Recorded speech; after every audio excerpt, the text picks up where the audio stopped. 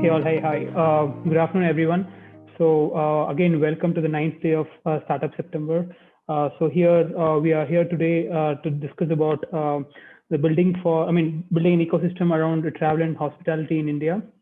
So the program structure, the flow of program today would be that there would be two panels discussions, one panel discussion from 3:30.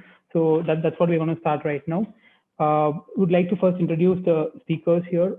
Thanks a lot, Prashant from FiiRE, who is the CEO of FiiRE Forum for Innovation, Incubation, Research, and Entrepreneurship, for joining with us. Next, I would like to welcome Vandita Purohit, who is the founder of Trawork, and she has also had previous things with like co-founder with Mindtree and Daftar. I would like to welcome Vandana Vijay, who is the CEO and founder of BeatTracks. And also, I think she used to be a very big TEDx speaker, and I think who she is also, and also has a stint with Facebook, and also Mr. Shashi Kiran ji, so who's the co-founder of Draper Startup House.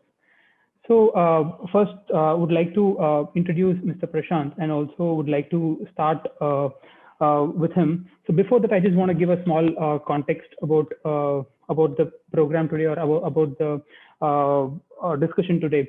So I think in the midst of COVID, that's been lasting for last 1.5 years now. So I think we are all like stuck at our own houses, or maybe go out for a while and then come back. And the number of waves is what we are sitting and counting here. So I think now here we are more planning here towards setting up an ecosystem around travel and tourism, encouraging startups to start with and also scale here in this sector. So even though now it has been at the bottom point, still I think it's a very good recovery compared to last year, and people have started venturing out recently after the second wave. And I think it's flourishing out again back to pre-COVID levels. I mean, not even though it's not as before, but I think it's somewhere close to the pre-COVID level. So the background of this is basically a forum for innovation, incubation, research, and entrepreneurship. It's actually been established with the support of Department of Science and Technology, which is backed by Government of India under the National Initiative for Developing and Harnessing Innovations. So FiiRE is housed at Don Bosco College of Engineering, and currently I have Mr. Prashant, who's the CEO of FiiRE from Goa. So, and also FiiRE supports early stage technology ventures, which works towards innovation, development, or improvement of products and processes with scalable business model that solves real pain. And the main agenda of this is also to promote the Goa Tourism Accelerator 2021, which is a 16-week accelerator program for startup founders who are developing solutions for the next travel, tourism, and hospitality industry amidst the challenges that has been brought out by COVID. I think Mr. Prashant would be in a better position to explain more about this. Over to you, Mr. Prashant. Thank you, Anirudh, for giving us this opportunity. And so the Goa Tourism Accelerator 2021 is a program which came about looking at the challenges associated with the startups in the travel and tourism domain. And Goa being one of the hubs for tourism, we saw the impact was huge, and almost 16% of the GDP and like 35 to almost 58% of the workforce gets involved in tourism in some way or the other during various periods of time. And suddenly everything was closed down, and the impact was huge.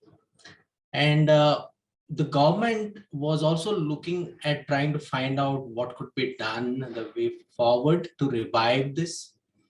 And the industry was also, because we are almost like 2,000 odd hotels got closed down out of 3,500. You know, a lot of businesses like casinos and all had to close down. The biking and the rental car businesses had like completely, and had impacted like various sections of the people. So we came out with a plan and said, you know, why don't we try to look at the possible solutions, the way forward. And in fact, the government of Goa, the tourism department, and the Tourism and Travel Association of Goa were very supportive of this idea and said, okay, let's look forward and see how we can get the Goa Tourism Accelerator, which is one of the FiiRE's initiative to support, founders who are trying to build something in the travel and tourism area. And that's how we have come forward with this program. And we have fairly good response coming in.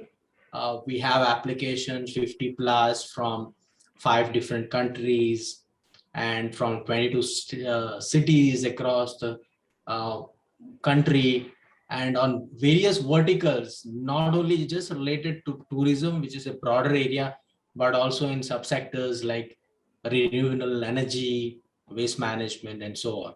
So yes, so exciting times trying to build solutions using the uh, new ideas which are coming out from travel and tourism based startups, and seeing what best could be done to support them to build out of Goa.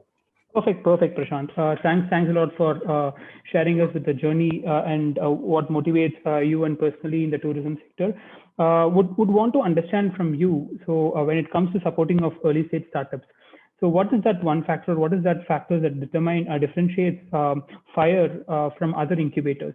So and what is that you're looking at the Goa Accelerator Program 2021? So what is that the startup should have a look out for? Yeah, so we are trying to see how the startups can solve some of the problems which are faced by the Goan ecosystem. So we are trying to find a solution to the pressing problems which are faced by the tourism, sector in Goa. And the government, the industry, and the investors within the ecosystem are looking forward to support to see if that particular solution can be utilized as some kind of a arrangement to solve the pressing issue. So that's point number one. Point number two is we as a technology business incubator supporting startup across domain, we also want to see if we can support some of the startups beyond this accelerator and see if it could provide some kind of a solutions to the ecosystem. So number one, looking at solving the pressing problems which we are facing right now. And number two is saying if we as an incubator can support the startup the way forward. Perfect, Prashant. Thanks a lot for. I think this is a great start for also people who are attending this session to also, look out for what actually is required in Goa Accelerator Program, and whenever what are the things that they needs to be addressed when they are applying for it. So I would like to move to Ms. Vandita Prohit, so who's like a founder of Trawork. Welcome, Vandita. And I think the name sounds exciting because Trawork, I think it perfectly communicates as to what your current startup thinks it's with, like, which is basically, I think it would be a vision for everyone else who wants to like travel and also work. Like I personally, as a management consultant, used to like work even in my holidays, so in travel, so I could more correlate as to what the startup is about. But I would love to understand from you what Trawork is about and what is your journey with respect to this. Sure. So, travel, like the name suggests, it's travel plus work. So, we started primarily because just like you, I was also always working on the go. So, I'm a huge ardent traveler. I really want to explore the world, but at the same time, being an entrepreneur, obviously, uh, the work is never off. You're never off work, right? So, uh, I was constantly doing this, and I was constantly being asked this question: that how do you manage to travel so much? And that's when it occurred to me that a lot of us want to travel, but work sort of constantly keeps us at either it's office or it's just like just mentally you don't get out of that whole idea of I can take a holiday and I can like go out. So I thought, this could be like a great proposition for not just entrepreneurs but anybody, whether it's freelancing, people who are freelancing, or even people who can typically just work from anywhere till the time they have internet and their laptops. It would pretty much work for them. But then last year, which is not really a great year in a lot of ways, we had a lot of plans to sort of even allow a lot of people from the manufacturing sector, or typically people who need to work offline most of the time, for them also, we had started organizing, planning a lot of products, a lot of trips across the world, because there are so many fairs, there are so many different kind of networking events where you can actually carry your work in different ways. So work is not just, for us, it's not just restricted to being able to do your day-to-day work. It can also be your vision building, or it can also be testing a new market, for instance, right? So a lot of people from the manufacturing industry have these different trade fairs, for instance, to attend, or a lot of fashion designers want to go and experience the fashion week. So we were trying to actually attach work in different formats to your travel. And we were all about slow travel, in terms of we were not really trying to hop around a lot of places. And uh, and we were not trying to, like, do too many cities in the same trip. We were just trying to do like one or two places in a span of good 10 to 15 days, so that way you would experience the places in a lot more different way, a lot more in an immersive manner, as compared to just like maybe getting your passport stamped. And we were all about international trips. So it was very, the way people travel internationally in India is still needs a lot of sort of redirection, if I may say, because there's so much out there to learn from, and there's so much to sort of bring back to your own country, provided you have that eye, provided you go with that kind of understanding of different places. So that was the whole idea about starting Travel. We wanted people to sort of attach work and get inspired, get influenced in great ways with their travel. So yeah. Perfect, Vandana. So in this relation, I would like to understand one thing. So what do you think are the kind of infrastructure that you need to create during these travel, or when you work during your travel? So what is the additional things that people are doing differently before, like people generally who just travel for when they have taken a holiday or going for a relaxed weekend?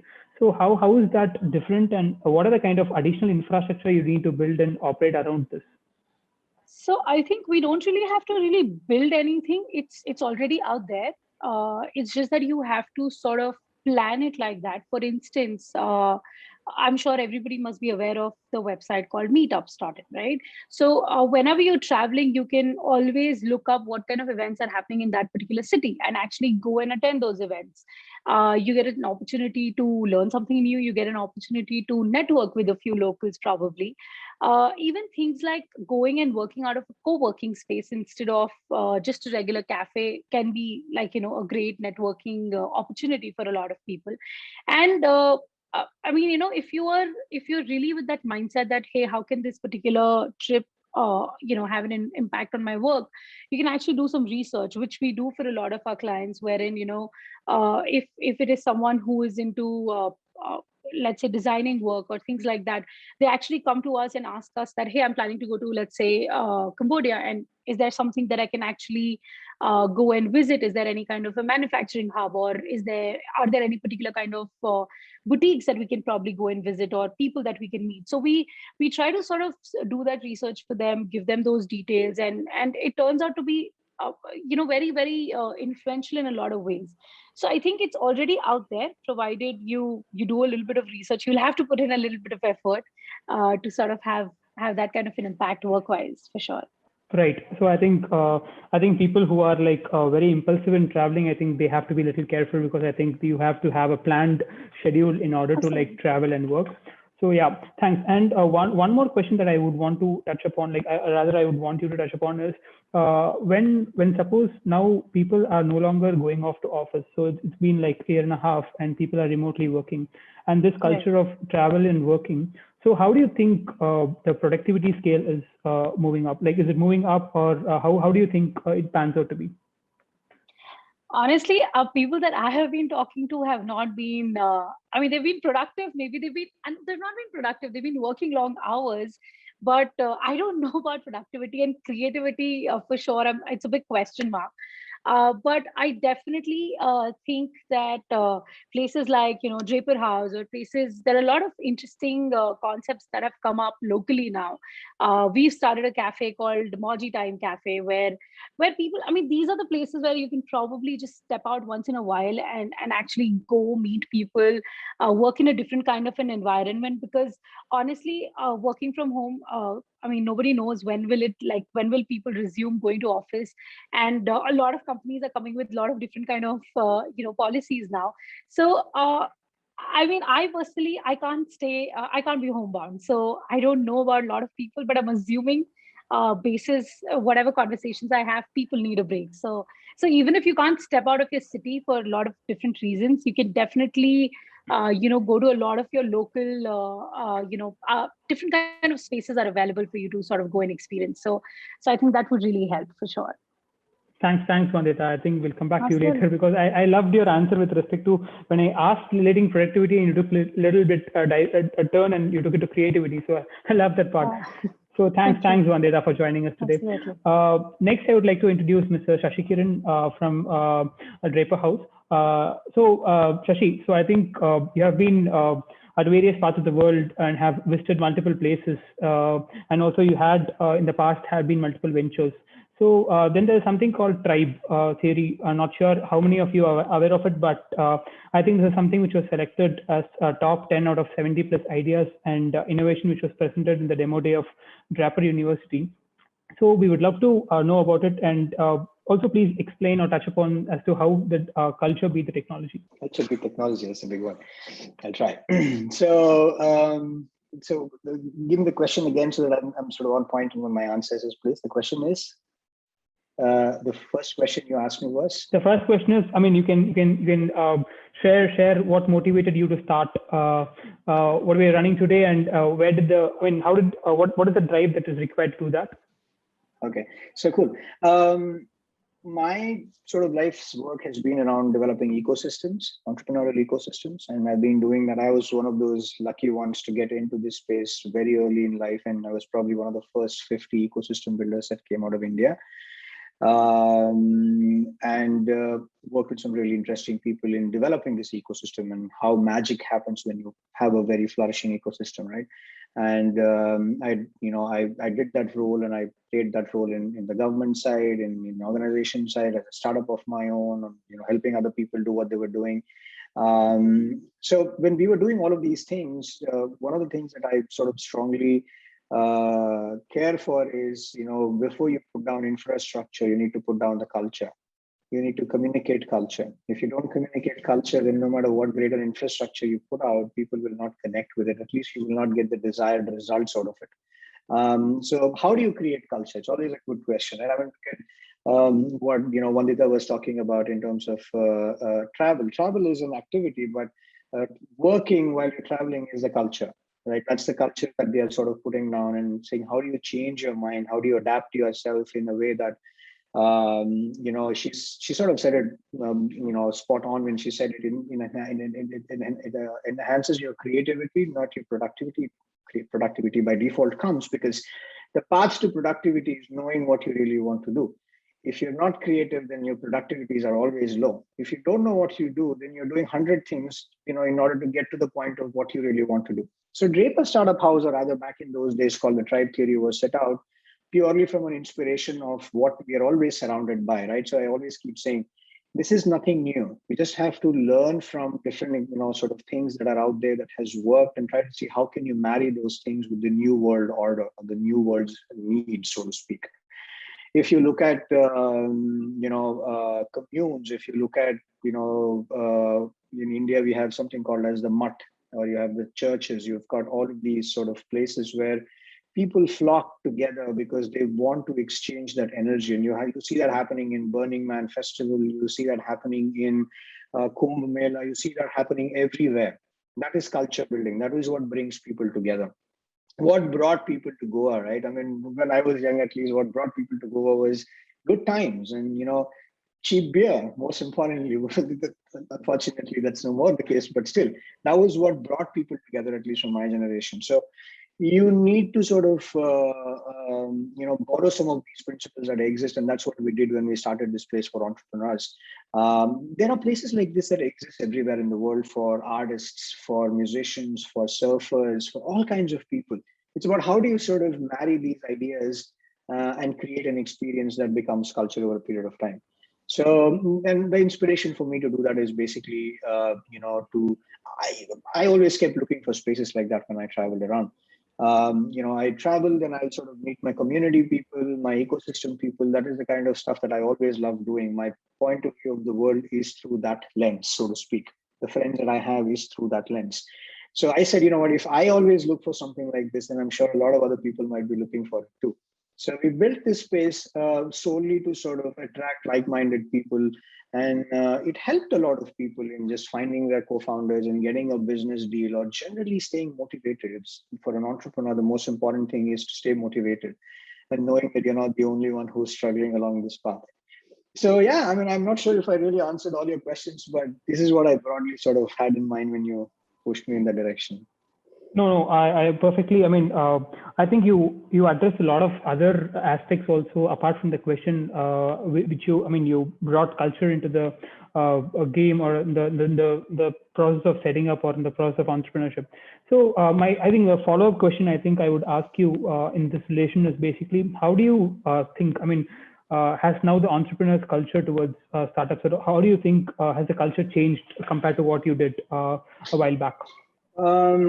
So sometimes we sort of carefully use these words, entrepreneurship or all of these things very easily, right? But for me, from my perspective, at least speaking, entrepreneurship is a very conscious decision, right?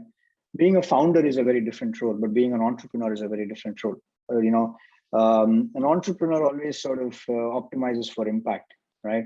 A founder always optimizes for, let's say, business or investors or customers. And a CEO always optimizes for shareholders. Typically, that is how the world sort of operates. So the entrepreneurial culture is about, challenging the status quo, so to speak. And I know it's again a loosely used term, but that really means a lot for a lot of people who are entrepreneurs. And one of my old mentors told me the word entrepreneurship is basically, if I'm not wrong, a French word, and sort of somewhere connects back to the concept of antaprerna, which is there in Sanskrit, which is basically an inner awakening. So an inner awakening sort of became an entrepreneur became entrepreneurship. So if you want to become an entrepreneur, you should be ready to take the inner awakening. So when you have an inner awakening, which is a pain point or a problem or something that you would wish to see in the world that existed, then you take upon the responsibility on yourself to go out and create it. And the way you go out and create it is by putting business plans together and business model canvases together and talking to investors and so on and so forth, because the only vehicle that you can carry any of those ideologies or philosophies today in the capitalistic world is through forming a company, is through building a business, because that's the best way to create change. I know it's capitalistic, but it's the best and effective way to create change. So if you sort of go down and take that as a part of your culture of who you are and what you want to create, then I think all of those sort of things sort of shapes itself up as you go along in the journey, I feel. Perfect, Shashi. Thanks a lot. I think you asked about the culture. You brought a little bit of spiritual aspects into it. So I mean, thanks a lot. So thanks. Entrepreneurship, building a business and startup is all about philosophy, by the way. Yeah, true. Absolutely. Thanks a lot, Shashi, for joining us today. Hi, Vandana. So welcome to the session today. And Vandana, needless, I don't think so she needs an introduction, because she's also, TED speaker, and she was working at Facebook, and she's also a UPSC rank holder, and now she's the founder and CEO of Offbeat Tracks. So Vandana, over to you. Just want to understand from you, can you tell me about your interesting journey till Offbeat Tracks? All right. Thank you, Anirudh. So I think, when people ask me what I did, it's been quite a roller coaster ride. I grew up all over the country. My father was in the defense forces, and I had the privilege of changing, I think, almost 10 schools while growing up. So I think the nomadic tendencies kind of were ingrained in me right from my childhood. In fact, a lot of people, usually say that they're from a particular state or a particular city, and I usually identify myself as being someone with a national permit because I've just grown up all over the country and spent so much time all around. Uh, Educationally, I have a master's in microbiology. And after that, I wanted to join the Indian Army, like my family kind of, carry forward the family legacy. And I did that, took the exam, and I came first in All India merit in that. However, I did not join the army due to certain reasons. Uh, then Facebook happened, and I think that was that's been my only, that's my first and hopefully my last corporate experience. But I think it was a great company to work with. And I think working in an environment like Facebook, I was in Facebook from 2013 to 2016 when Facebook India had a little under 100 employees. And I think that focus on impact, which was ingrained, with everyone in the organization. And I remember having these, boards all over. Focus on impact was one. Move fast and break things, and focus on not perfection but just getting things underway and getting things moving. I think all of those have had a profound impact for me on my entrepreneurial journey. But what I'd like to really stress upon is what really made me take the plunge was in 2014 when I went volunteering with a nonprofit in Ladakh. This was 2014 May. I spent about 2.5 weeks working with the nonprofit, and we were trekking across remote villages in Ladakh and interacting with local communities. Why I'm stressing 2014 May? 2014 May was when the Modi government was just going to come into power, and there was this huge, phenomenal Modi wave that was sweeping across the country. What also happened that year was that the winter of 2014, so 2013 into 14, was a very harsh winter. So the northern region received very, very heavy snowfall, because of which the two primary passes, one is the Zojila Pass and the other one is the Rohtang Pass, which are essentially the lifelines which connect Ladakh and the region to mainland India. These passes are only open for about 4 to 5 months a year. And once they're open, all winter stocking happens for the region so that, it sustains them through the long and cold winters. The passes usually open, Zojila opens sometime around May. This time due to heavy snowfall, Zojila had not yet opened. So I remember when everyone in the rest of the country was only talking about Modi, the only concern for us in Ladakh was, have the roads opened? Because food was being airlifted. When I landed in Leh Airport, the conveyor belt had sacks of tomatoes and potatoes, which were coming in from mainland India. Food, which had been stocked in Ladakh for the winters, was roundabout reaching expiry date or had already got to expiry date.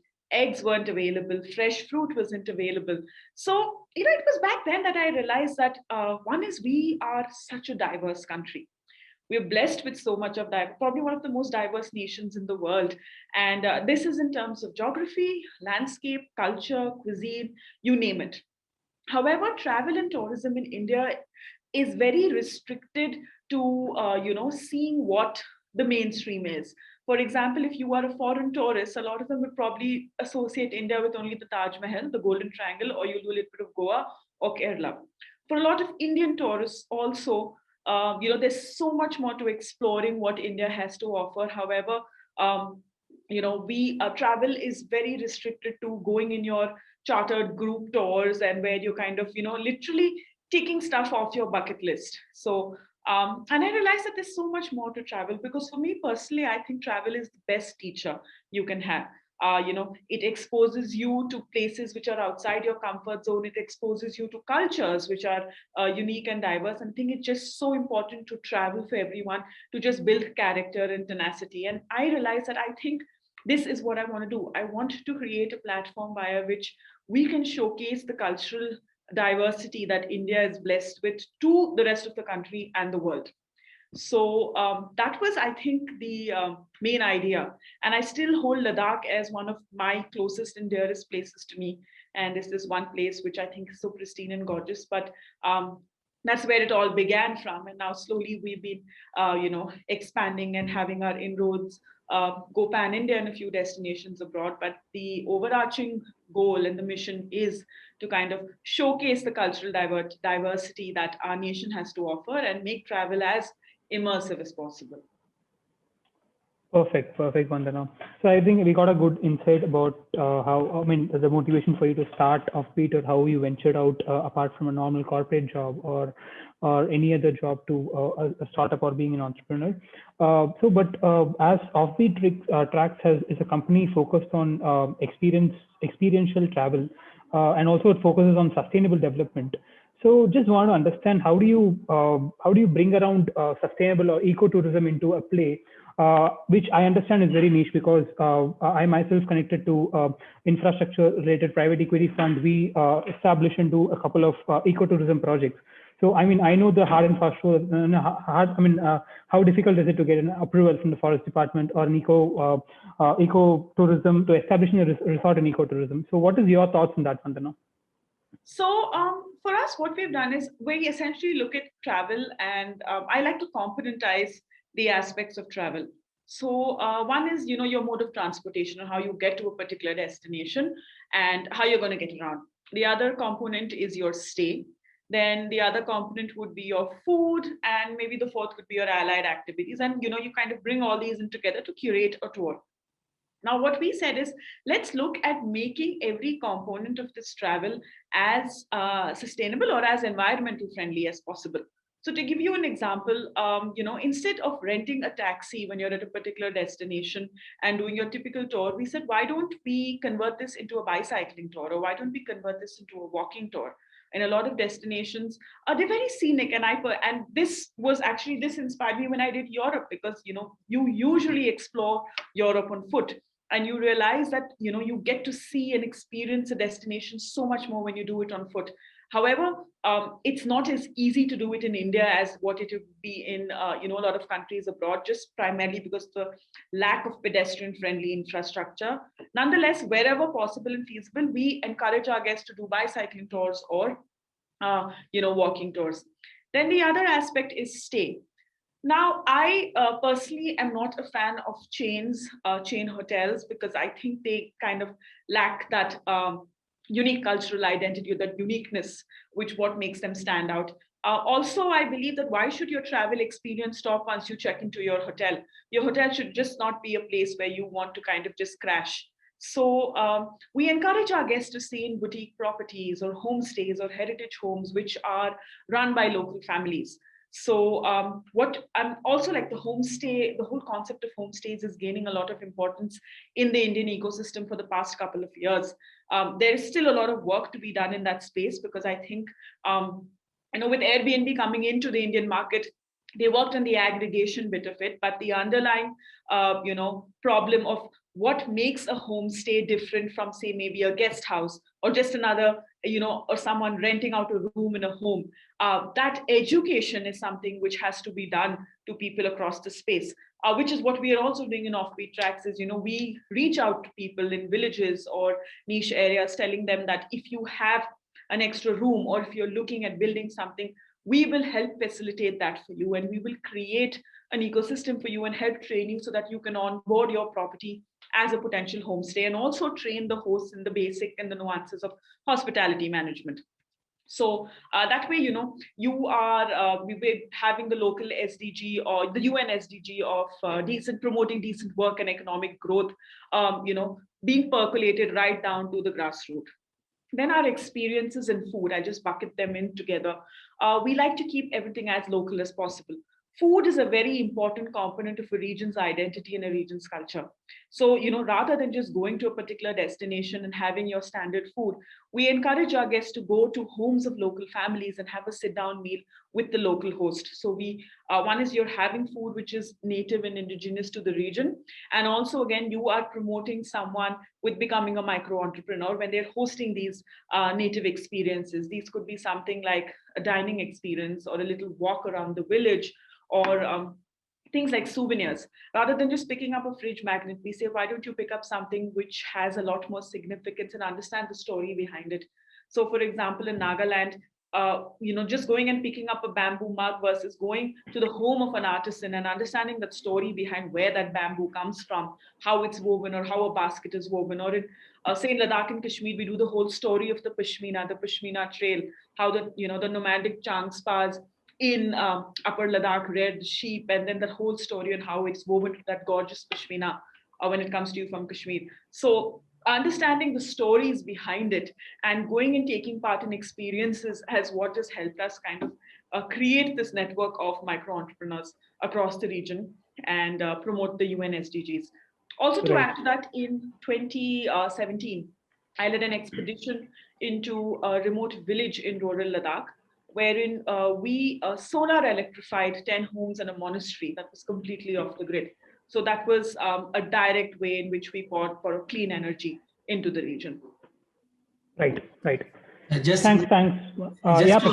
Just to add to that question, in fact, the government of Goa has come out with a policy to support ecotourism, and they have reached out to every panchayat and asked them to identify spots where this ecotourism experiences could be developed. And they are looking forward from companies and experts who have the expertise of setting up this ecotourism to support the villages and panchayats. So that is one of the support system which is coming down from top to bottom. Brilliant. And there is a phenomenal potential. Actually, I also feel that in India, we need to promote the concept of rural ecotourism, because I think every village in India has a distinctive identity, and a lot of them are very beautiful places. And there is a growing demand from people living in urban clusters who want to kind of get away, into the countryside and explore what rural tourism would be like. So I personally think there's great potential in that space. Right. Thanks, Vandana. Thanks, and again, thanks for joining us for the session today. I have a couple of general questions. So, first question would be, I think either Vandita or Shashi can answer it. I think better it would be better easily relatable to the type of business that you are guys into. See, for example, I think now a different style of working, like working from home or the hybrid working model, or be it remote working, whatever we call it. So I think that how do you think the corporates are taking it as? Like, is it a positive response that's coming up? And what do you think are the kind of space or innovative startups that could come up in this space? So any thoughts on that, Vandita or Shashi? Go for it, Shashi. You said the same thing. So my exposure to corporates are very little, right? So I'm sort of deeply immersed in the world of entrepreneurship. But what I'm starting to see, there is another company that I co-founded, which is now being, sort of really doing pretty well right now. It's called Camp Monk. So Camp Monk is sort of setting up the infrastructure for sort of campgrounds and camping culture, so to speak, in all over the country. We sort of started managing about 600 odd campsites in the country, and then we've been doing this for a while now. And what we've seen, especially after COVID, is that there's a lot of emphasis on people wanting to come in and travel in those sort of experiences, because people want nature because they've been locked up in their houses for a long time now. And there's a lot of these companies and, startups, especially, who are coming in and running their sort of hacking sprints in campsites and wanting to spend a week there and doing all of that kind of stuff is slowly starting to come out and see now. So that's the kind of signals that I have seen from the world that I sort of am, exposed to. I would love to sort of hear what Vandita has to say, because she sort of also deals with the other set of people in her clientele, or even for that matter, Vandana might have a better perspective. Sure. So, so I think, I also don't. I have never worked really in a corporate setup, but I do know a lot of my friends come from that part, and they basically. I think a lot of them are probably still enjoying work from home because it just gives them a lot of liberties of different sorts. But I think companies should definitely invest, whatever they're saving on the infrastructure now, should actually go into some kind of investment in terms of experiences, I feel. So because we're all reading and hearing so much about mental health. We're reading so much about different things, different traumas around relationships, and it's all because we're doing a lot of things for the first time. And it's also partially because we're just completely sort of disconnected from our social lives to a large extent. And I'm not just talking about, the cities, but if you go a little, towards tier 2 and tier 3, it's even worse because you don't have so many, opportunities or options over there. So I think, from the corporate side, there should definitely be a lot of collaborations with a lot of different local businesses. Like I was mentioning earlier, also, I know Sashi for a long time, and Draper House is a great initiative. What if corporates around Bangalore actually tie up with them and collaborate with those kind of initiatives to see how their employees and their team can actually take a break and work in a different sort of an environment. And I mean, if you're expecting people to do it on themselves, they will not. But if you give them some kind of a, like a direction, I'm sure people will do it and they would really enjoy it. Is what I feel. So I think definitely initiatives or some kind of efforts should be made in that direction for sure. I'd actually like to add on to this. So Sure, we sure. launched workations and with a primary focus in Manali last year, October. That's when just Manali had opened. And it's probably been something which has been so popular. And in fact, the term was probably coined last year during the pandemic, and it's become so ubiquitous now, and it's used in common parlance across. So we see a lot of people coming in, and to add to Vandita's point, there's been a good response coming in from tier 2 and tier 3 cities also, of people wanting to come in here, stay for maybe a couple of weeks to a month or even more. And they look at working Monday to Friday, and then the weekends are packed with adventure. That what also helps is that whole idea of slow travel and immersive travel can be done, because what you normally would do in say a week, you can extend that out into a month and exploring the place.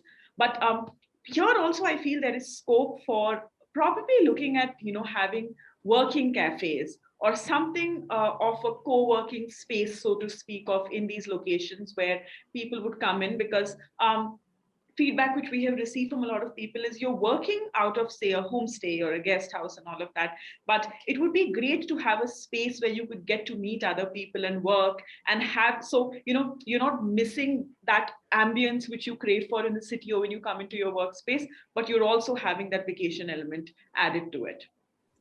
I just want to add a point here if we have a chance. Do I have a chance to add a point here? Sure, Sri. Do we have time for that? Okay, cool. So I think people of India are generally very enterprising, right? They will figure out what kind of products to build within no time. And I think especially the tourism industry in general is in a bit of a war cry situation. From two of my startups sitting in the travel space, and then having all of that exposure to seeing what kind of things are happening there. I think a government's role, instead of trying to sort of create infrastructure, would be is to just create brands, to create movements. If I may sort of say that there is why not sort of a few associations, and all of these people are already there who are trying to sort of figure out how do we bring business in, instead of going out and trying to only attract more and more entrepreneurs to come and build problems. Why not just basically get more people to come in and build movements? So can we sort of go out and create these micro ecosystems in all around the world? Like there was a big thing that was going on between Sridhar Vembu and Kunal Shah about how there is going to be a backlash of people moving back into cities after living in villages and things like that. And one of the main reasons for that is because there isn't micro ecosystems in these villages to keep people there. There isn't enough of purpose that are sort of rooted in these places for people to live there. And also by people moving and living there ends up creating a lot of opportunities for those people locally as well, because tier 2, tier 3 village entrepreneurship is on the rise, and that ecosystem needs to be addressed as well. So if I may sort of say, take Goa as an example, right? I mean, why only sort of, why not turn Goa into a, so to speak, a go-to-market capital of India, hypothetically speaking? The whole country gangs up there once a year, spends about 3 to 4 months. People from Punjab to, all the way to Tamil Nadu are sitting there in Goa during Christmas and all of these places. Why not just create a go-to-market sort of a festival out there and bring all these brands and products to simply come in? And that's what Vandita was talking about as well, right? To be able to bring two worlds together. Bring those two worlds together. And I think Goa is a beautiful place and it has all the infrastructure for you to do it. I mean, it's just a matter of time.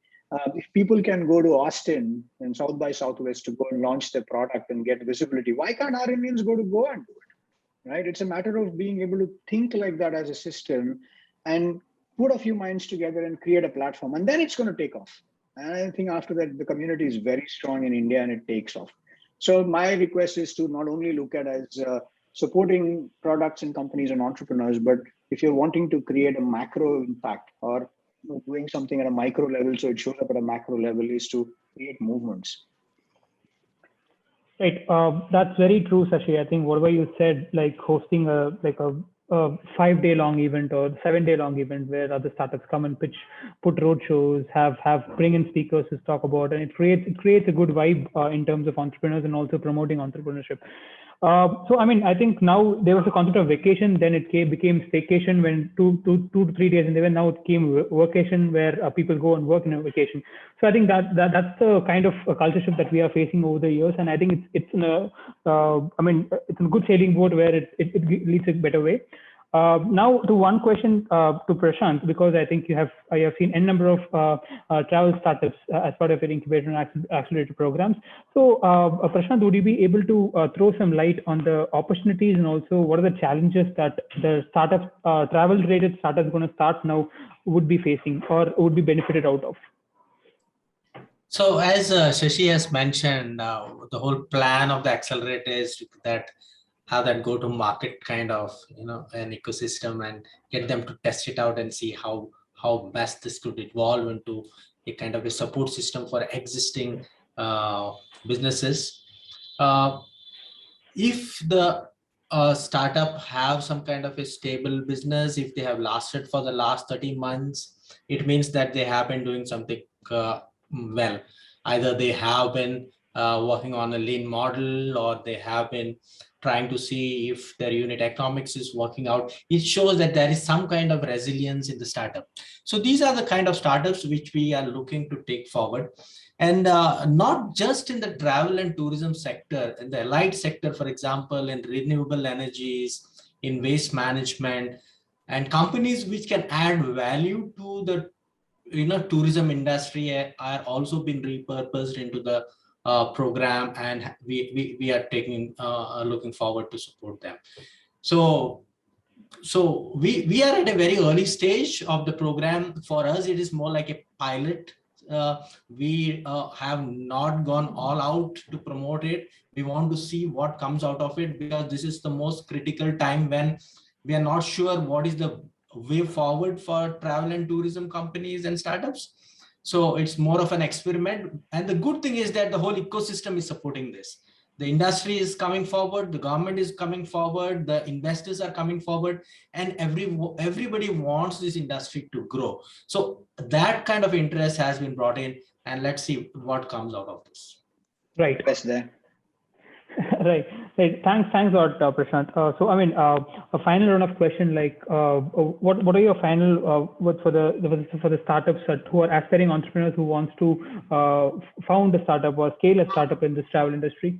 Right. So what we are looking to this program is for startups who are looking to scale up from what they are doing right now. It is not for early stage startups. So this accelerator program will be spending 16 weeks. In the first 4 weeks, we'll be spending a lot of time with them. We will identify around 10 of them. And then out of those 10, we will be picking up 6 startups who will be supported through individual mentors, then individual VCs. They will be connected to individual industry people, and they will be picking up and working with them at an individual level. And end of 16 weeks on the demo day, we will be getting all the startups together, and we will be announcing something which will be something substantial for the startups. And those startups who are not able to be part of this program, we are going to support them through the through a network of support system, which may not be directly by connecting them to all the support the stakeholders, but through maybe webinars, through maybe education series, and to point connect, and then trying to solve some of their individual problems if it's possible. So altogether, the whole game is to see what support could be provided to the startups using the strength of the ecosystem. Right. Also, before we move on to the other speakers, so Prashant, I think there is a question that asked by Ms. Rakhi. So who wanted to understand whether that they have achieved the MVP and they are seeing traction. So are they eligible to be, can they apply for the accelerator program? So Raki will be an ideal candidate for the accelerated program. So I'll request Raki to kindly go online and apply because 10th is the last day. And then after that, we are closing the applications. Perfect. And over to the other speakers. Any final words for the aspiring entrepreneurs? Well, I think there's no better time than now, and there's never a right time for entrepreneurship. I think every time is a good time. But I would definitely just want to say that always try to collaborate and do things together rather than always reinventing the cycle and trying to do things which are already available. So try to collaborate instead of just starting from scratch every time.